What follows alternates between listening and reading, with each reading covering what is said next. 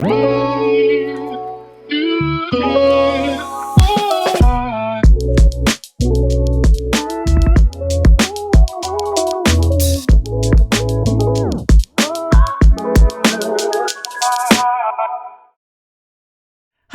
and welcome to Real Menopause Talk. My guest today is Emma Skeates. Emma is the ultimate menopausal mayhem mother. Her books, Confessions of the Menopausal Mayhem Mother and Spencer and Me, are phenomenally popular, as are her Instagram and Facebook platforms. You know the phrase, if life gives you lemons, make lemonade? Emma is our whites.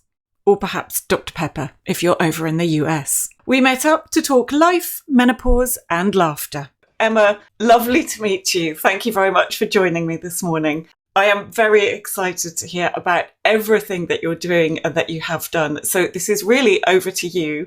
Would you like to start by telling us a little bit about your background, where you come from, where you're living, family, and then over to you. Oh, you poor things, really?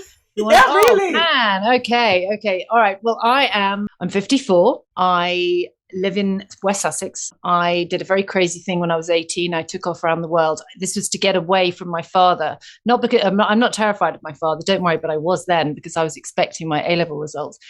And I went traveling for 11 years around the world on my own and came back. Produced a couple of kids. My husband, unfortunately, at that time decided he didn't want to be married anymore. And so left when the babies were, or the little one was 5 months old. Then proceeded to become a single parent for 7 years, I think. And then went to a college reunion, where I met one of my oldest friends in the world. And we are now married and have been together for 12 years. And during the course of that journey, I suppose, I discovered that there is so much competition.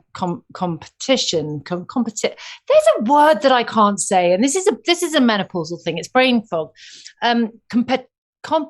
Why can't I say the word? It's competition. I just guess it's competition. I'm trying to make up my own word, and it's not working. But there is so much competition out there to be perfect, to show the perfect life, be the perfect wife, have the perfect nuclear family, and to be happy and successful and get it all right. And I can remember coming to this little village where I live, and I escaped here after my first marriage. Well, it didn't really dissolve. It kind of imploded. And we came to this little village, and I've really, really felt, even though I was perfectly competent, and well, actually, no, my children will disagree with that. I was kind of okay. I felt like I had this big stamp on my forehead that just said big, fat, ficking failure. And so I started to write about my misdemeanors and all my disasters, because I am an accident. I'm waiting to happen. I know I'm not an accident waiting. I'm an accident that's happened and keeps happening. I'm the gift that keeps on giving, if you get what I mean. You do give. But I need cones around me. And I just could see all over social media, which this is where this all comes from, that it was the sales and marketing pitch for everybody's lives. And what that essentially did was make people like me. And there are thousands and thousands, hundreds of thousands, as it turns out, of women who feel like me, i.e. inadequate. And that is partially because that's what we do. We internalize things and we point the finger at ourselves and we put ourselves down. That is a very natural thing that empaths do and a lot of women. But I think social media is extremely responsible for allowing perfection to rear its ugly head because it doesn't exist, but people can put it out there. So I decided to go against the grain, as always, and put out there all my disasters. And what was interesting was I did it on my own little Facebook page. At the time, it was Emma Gardner. And it got really well received. People were kind of writing to me and friends saying, oh my God, it's so nice to hear someone saying it as it is, rather than, when you see the perfect family photograph where everyone's smiling, you don't see the big freaking great big row that took place beforehand to get everybody in line. I hate you, Mum. This is so boring. I hate being here. You just see everybody smiling. And then the little caption is, perfect holiday, couldn't be happier. And it used to make me feel terrible. And so, as I say, I started seeing, and then I thought, okay, I'm going to take this to a slightly wider audience. This is something that is, a lot of people were messaging me and saying, do you know, it's really nice to see someone putting their vulnerabilities and their flaws out there, but also the fact that their life is flawed and their life isn't perfect and they're not happy all the time and they're frightened. because being a single parent can be very, very frightening, both for men and for women. Mm-hmm. So I started a little blog. And within, I would say, 5 years, I now have a following of 300,000 women and men, mainly women. I think the demographic is sort of 93% women, for obvious reasons, because the title of the blog is The Menopausal Mayhem Mothers. The reason for it becoming The Menopausal Mayhem Mothers, it started out life as The Mayhem Mothers. But I had to have a hysterectomy when I was 44. I had a cancer scare. And so they removed everything. And much to my children's horror, when I was called into, I don't know if some for another meeting, one of the children said, "I hear you've been in hospital, Mrs. Gardner. Why? What did you have done?" And I couldn't think on my feet. So I said, "I've been spayed." And yes, Alice didn't speak to me for about a week. So yeah, I went into the surgical menopause. Even though it was difficult, I didn't have the confusion, and I'd love to talk to some of your followers about, which I will do at some point, a little bit later, but about the confusion of perimenopause. I was put into it surgically, and I was put straight away onto HRT patches, which I, of course, I'd never been allergic to anything in my life before, but of course I was allergic to them. I then went on to oral HRT, and then was taken off it, I think after about 3 or 4 years, because GPs are really, really reluctant to prescribe HRT. And that's another story that, I try and promote to women that there is a way to tackle your GP. It's really important. I was taken off it and then hit the menopause like a brick wall. The hot flushes, the anxiety, insomnia, depression, low moods. I stopped being me. And I think you've got a bit of a gist of who I am. Life is not perfect, never will be, never has been, never will be in the future, isn't now, still struggling with so many different things.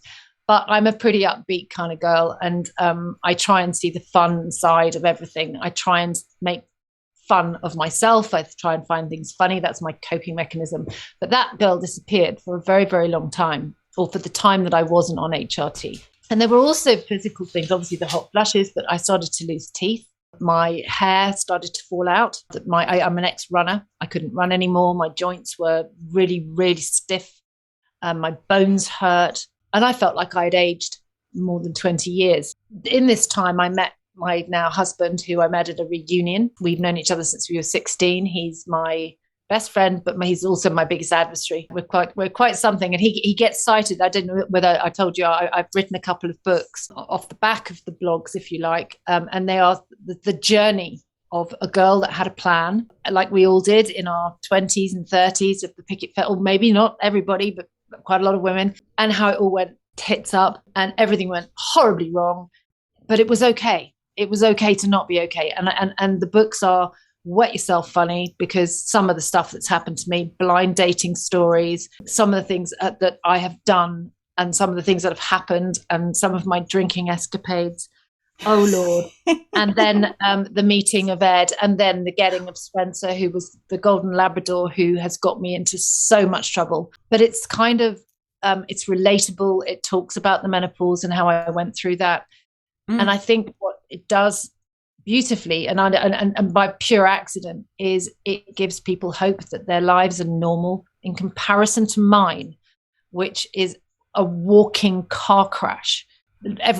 People, the reviews have been very much, this is me, and it, all the things that have happened to me during the course of that 20, 30 year span. It's different for everybody, but it's how you deal with it. And actually it's remembering that there's always hope. There is always hope. That's where the books came from. I wrote my first book just after my mum died, because I got the wake up call that there is no tomorrow for some people. So if I'm going to write a book, I may as well do it now, because I can't, tomorrow isn't promised to anybody. So I wrote that book, and it became an instant bestseller. It beat Meghan Markle and Kate Middleton in the rankings on Amazon. It was extraordinary. Very, very funny, and such a page turner. Normally when I go to bed, I read my books, and I'll get through 3 or 4 pages and then just sort of end up falling asleep. And it kept me awake in the best possible way, reading your book. It was such therapy for me. And then the second book I wrote, when my beloved Spencer, who was the golden lab, who got me into so many ridiculous situations, wasn't even, well, some of them were really unfunny at the time, but then once again, my theory is always have a laugh about it afterwards. Yeah, he was put to sleep last summer, and my only therapy was to write about him. And I wrote that book, Mad Dogs and a Menopausal English Woman, which, funnily enough, I've only just started reading myself. Just it flowed out of me. I had it proofread, but I've started reading it myself. And actually, there's more about the menopause in that than there is in the first one almost. So it's quite interesting. And that was pure therapy. But the third one, I think is going to happen. I'm going to start putting a few things together because I've now got a rescue pup. It's just going to be called Mud. It might be called Menopausal Mud. I don't know. But it's about making women feel better, making them feel normal. The most basic message I want to give to every woman that I can reach, and I'm really fortunate because both my platforms for some unknown reason have just got this extraordinary following, is that the menopause does not need to be as painful as it is for so many women. It is not an old woman's disease. It's nothing to be ashamed of. I am menopausal and proud. Absolutely. I am so proud. And I say that, and we can take it really to the base part, which is that we should be proud because lots of women don't get to this stage. They're not lucky enough. Or we can say that we are menopausal and proud because we've done the tough stuff. We've done the menstruation. That was fun, wasn't it? We've done trying to find Mr. Right, failing miserably. Then, in my case, finding Mr. Wrong, and then getting pregnant a couple of times. That was fun. Not. And then, pregnancy, what a joy. Vomiting for 9 months. Whoa, that was great. Loved that. And then you've got the joy of pushing a melon out of the size of an egg cup. You know, I mean, it's all good. And then comes the beauty of newborns, and it's all, it's not, it's bloody tough. No sleep, vomit everywhere. This time it's not yours, it's theirs. And then you're under house arrest if you become a single parent. In fact, quite often, if you're not a single parent, you're under house arrest anyway.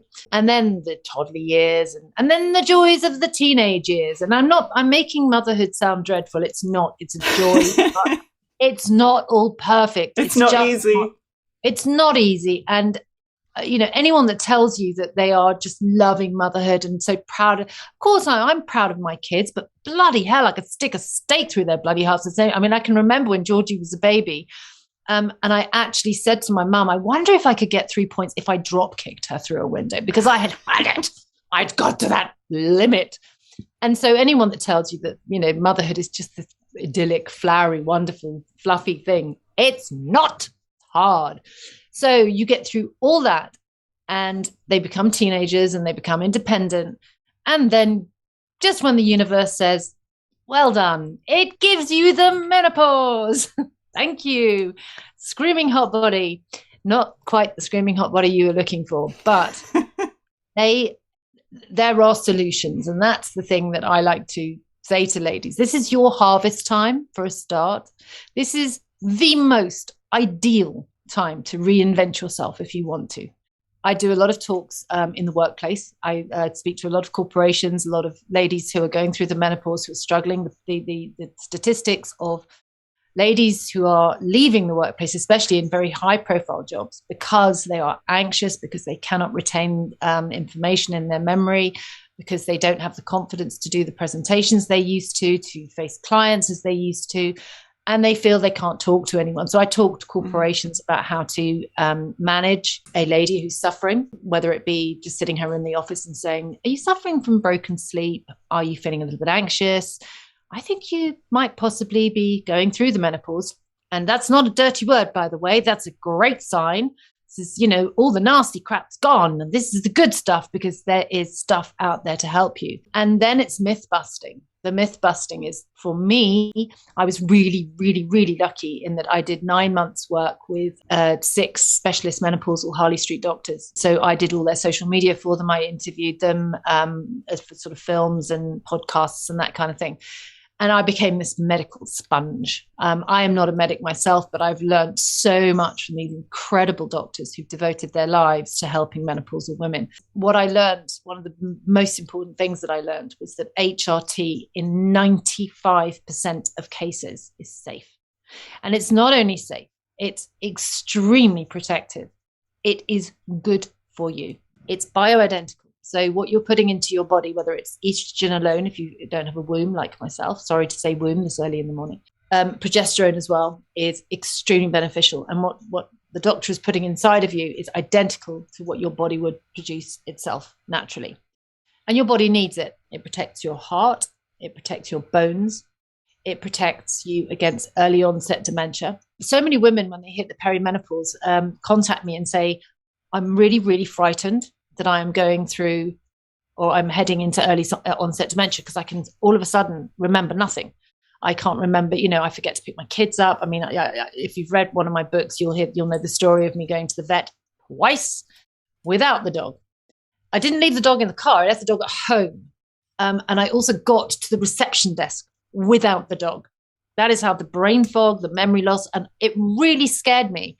I was on Woman's Hour telling a story of where I'd lost my car keys and I searched everywhere for them. And I found a chicken fillet in my handbag wrapped in cling film. And I knew exactly where my car keys were. They were in the fridge in the freezer. And, but I really did think, oh my God, this is it. This is early onset dementia. And so that's how perimenopause can actually present itself. But what HRT can do, in fact, is to prevent early onset dementia, which is amazing. Now, of course, there was a lot of media coverage back in the 70s and 80s that the synthetic HRT that women were being given raised the chances of getting breast cancer by a really scary amount, blown completely out of proportion. Things are very different now, for a start. Second of all, that is utterly false. If you have the BRCA gene, my mum had breast cancer. She had stage 4 breast cancer. She had a double mastectomy. I am now on HRT and I will be taking HRT until the day I die. HRT will not kill me. I'm going to probably be hit by a bus or by a car or something because I just haven't looked. So I can say that with much conviction because there is a breast cancer in my family. My maternal aunt died of ovarian cancer and my other maternal aunt died of uterine cancer. I've been screened. If you have an estrogen-driven breast cancer within your family, then obviously HRT is not for you and there are alternatives. But HRT protects you from, as I say, it protects your heart, but it also protects your pancreas. It protects all your internal organs. Believe it or not, it protects you against bowel cancer. And it is good for you. That's the thing. And it takes away the hot flushes. It helps with the anxiety. Many a GP, if you were to go to them and present with your symptoms of perimenopause, will instantly say, you're depressed. And they will shell out antidepressants like they are Smarties. Antidepressants are not the first port of call for a perimenopausal woman. And with that said, a lot of women that I talk to, in fact, a vast majority of women I talk to, are a little bit more forceful perhaps with their GP now that they've spoken to me. But the GP will then say, right, we're going to do a blood test. And the blood test will come back that they're not menopausal or perimenopausal. But all the physical and emotional symptoms are there. There is no harm in a woman taking HRT if her blood tests come back to say she's not menopausal. So demand to speak to another GP within your GP practice who specializes in women's health and demand HRT. You can have HRT even if you're not menopausal. It's perfectly safe and it's protective. That is my biggest message to women out there. There is help, but also don't be ashamed. The early symptoms are things like insomnia, broken sleep, anxiety, low mood. And these can be debilitating. I went through a very long period of not wanting to leave my house. My best friend lives about 18 miles away and she just had to always come here. I wouldn't ever go up there. I used to say to her, if I leave the county, I'll get a nosebleed. And we joked about it, but the truth was I was just supremely anxious. Now that I'm on HRT, and I also take a product called Lyma, Lyma. It's extremely expensive. Ladies, if you can't afford that, it's completely understandable, but it has helped with my sleep like you cannot believe. But yes, the reality is that we are in the prime of our lives and we do not have to suffer in silence. We don't. There is help out there. And it is educating yourself. And it is also educating possibly your general practitioner as well, because so many of them do 7 years of study and about 2.5 weeks of that is about the menopause. So they don't specialize in it, but you will invariably get somebody within your practice that focuses on women's health. If there isn't anyone, then I cannot tell you how strong, and I can totally understand when people would balk at this, but a private practitioner, someone like the people I used to work for, they're called the Menopause Consultancy, and they are just the most incredible group of women ever. 45 minutes of a consultation over the phone. You don't have to travel to see them. You don't have to have bloods taken. They don't need to see you. They don't have to touch you. They don't have to do any of that. They will just know from talking to you whether or not you are perimenopausal or menopausal, and they will get you on the right HRT. It can cost between 180 to 200 pounds, but people have their roots done for that. This is life-changing. You know, I mean, I struggle when women say to me, oh God, I can't afford that. Yes, I understand that. But if you do go and get your roots done, or, you know, give up a couple of little luxuries, maybe for 3 months, and go and speak to somebody like these women, and get yourself sorted, because it will help you for the rest of your life. I'm curious though, what was your turning point? How did you go from not wanting to leave the house and making your best friend drive 18 miles to you actually being able to go out? HRT. Yeah. Right. Going to see the menopause consultancy, talking to them, understanding what was going on in my body, and then being given the replacement hormones. It took a little while to sink in. It was given to me orally because we already knew that the patches didn't work. So a calmness came over me fairly quickly. But also being told by a medical practitioner that my anxiety was lying to me. You know, the reality is that anxiety is an emotion.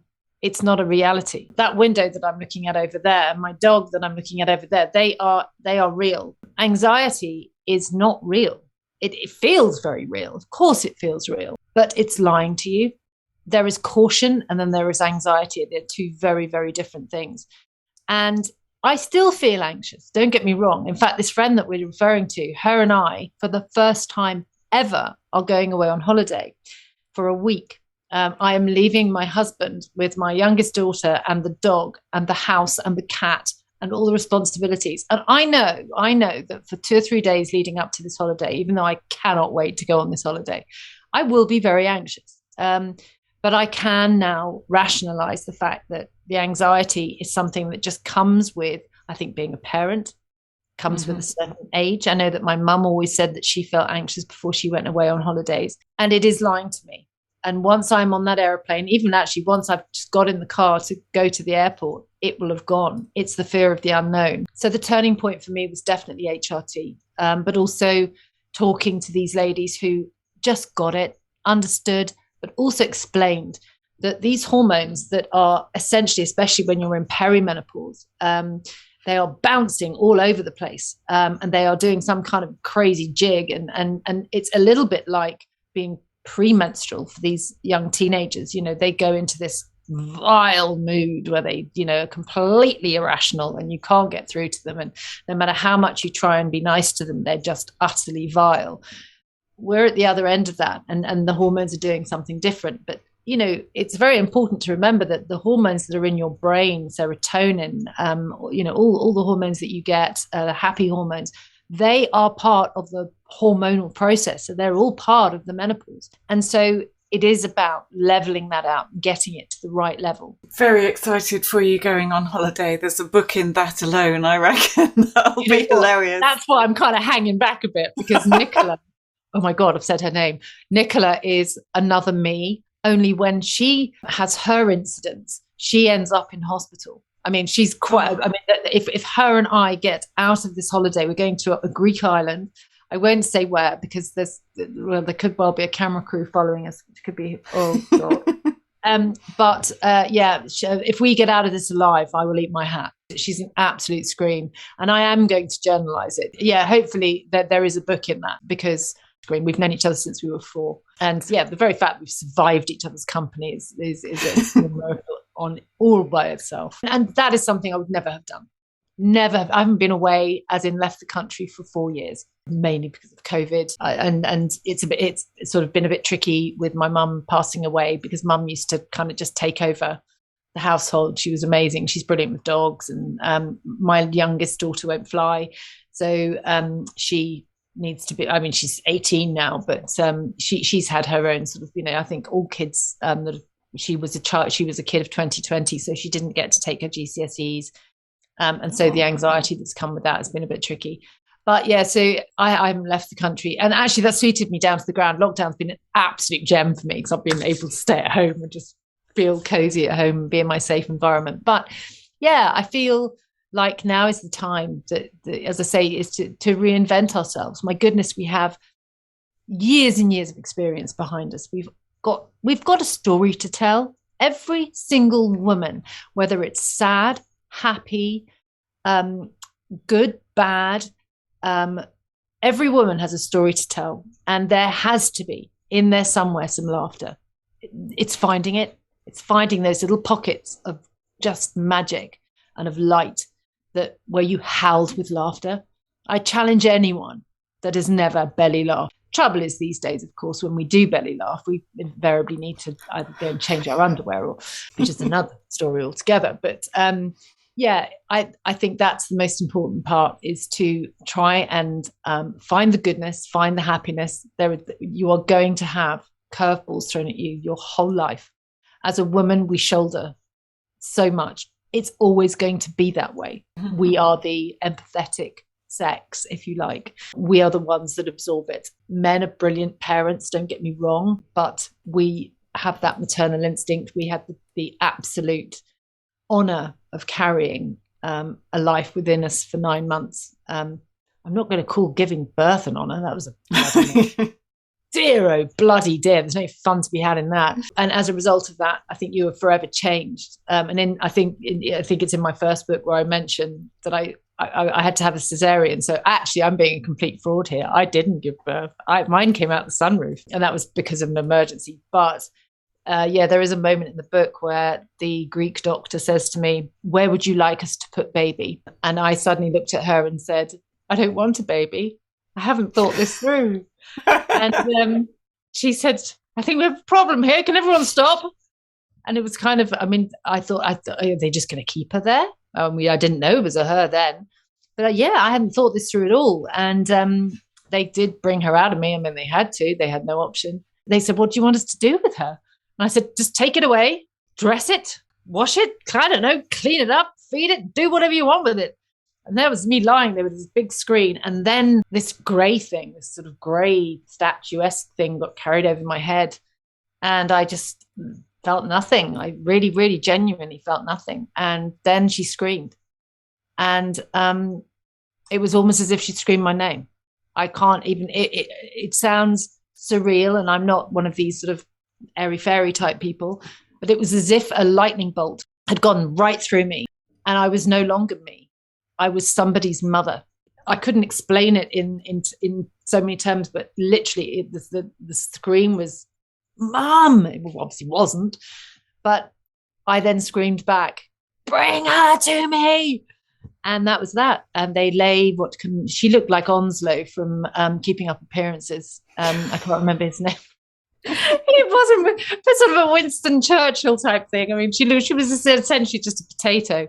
But she was mine, and this potato got laid onto my chest, and I have never felt such extraordinary love in my life. And that's how the book starts. And it all goes a bit pear-shaped from there on in, but it's all okay. And I made it. And now I run my own business, which is the Menopausal Mayhem Mothers, which is the blog. I'm an author. I'm really, really lucky that so many people have bought the books and have apparently loved them. And I think it's probably because they are so funny and so real. And then I don't know whether you knew that I can't say the name of the company, but it's the biggest film company in the world. Their senior acquisitions, their global acquisitions director just happened upon my book, the first one. It was given to her by a friend of hers just as she was getting on a plane to Madrid. And they've contacted me about making it into a feature film. So, congratulations. Well, it hasn't happened yet. Oh my goodness. The hoops that I have to jump through in order for this to happen, I'm not even sure I want it, but they're looking at it. But then we're also looking at it from another perspective as well. Yeah, the books are just real. They are, I mean, I'd hate to call it, people have called it in the reviews, the Bridget Jones of the menopausal world. But it is all about making women feel better about their own lives and their own journeys. And as I say, my biggest message to all your listeners and all your fans out there and all your followers is get help. Do not suffer in silence. Get onto HRT if you can. Read about it. And if you can afford it, go and see a menopausal specialist. But HRT is protective. And if you don't have an estrogen-driven or a medical condition that means you can't take it, take it with pride and take it for as long as you need it, because it's natural, it's healthy, it's protective, and it will change your life. How is your husband doing right now? Do you know what? That's a really good question. He is still alive, despite numerous attempts by me to curtail his life. No, he's all right. He's actually on a yacht. He's done a sailing course. He's driving me so mad. Because of lockdown, we've been living under each other's feet, and I am so used to my own space that I've now decided that he needs to get out for a while. And so, yeah, he's doing a sailing course. He's all right. Yeah, that's all going well. I would say, once again, marriage is very, very hard work. We both have to compromise a hell of a lot. He's really, really, really tidy, and I'm really, really, really messy. And it drives him insane. And it drives me insane that he finds that really annoying, because I really should have married somebody who was as messy as me. Mind you, we wouldn't be able to get through into our living room. It would be hopeless. But no, other than that, I've been extremely lucky. And that's another thing I would say to ladies out there. One of the things that the menopause does is obviously cut your libido. Women's sex drive plummets through the floor. HRT can help with that. I do some sessions with ladies about how to kind of get it back again a little bit. I think what men don't realize is that obviously when what is lacking in a woman is testosterone. And what is lacking in us in terms of sex drive is testosterone, which is another hormone that just scrapes along the floor and then eventually disappears. So we need testosterone, and you can get that. You can get that privately, but they can prescribe it through the NHS. But that can put a lot of relationships under pressure. So there will be many women that hit, let's say, 45, 50, who go through marital breakups, which can be devastating, absolutely devastating. And if a man leaves you because you won't have sex with him, then all he did is get out your way, quite frankly. And take it as that, no matter how much you love them, they weren't worth it. And definitely see it as that, and know that there is hope out there. I was devastated when my first husband left me with a 5-month-old baby and a 2-year-old. I could not believe he'd done that to me. I couldn't believe that my life had taken this extraordinarily revolting, awful, terrifying. I can't think of all the emotions. I felt like Dorothy in a house that was spinning around, and it was never going to stop. He did me the best favor ever, because I got 7 magical years alone with my little girls, and I got to bring them up in my way, which was magic. And with my mum, as I say, we had a little beach hut, so they got to play on breakwaters and play in the sea.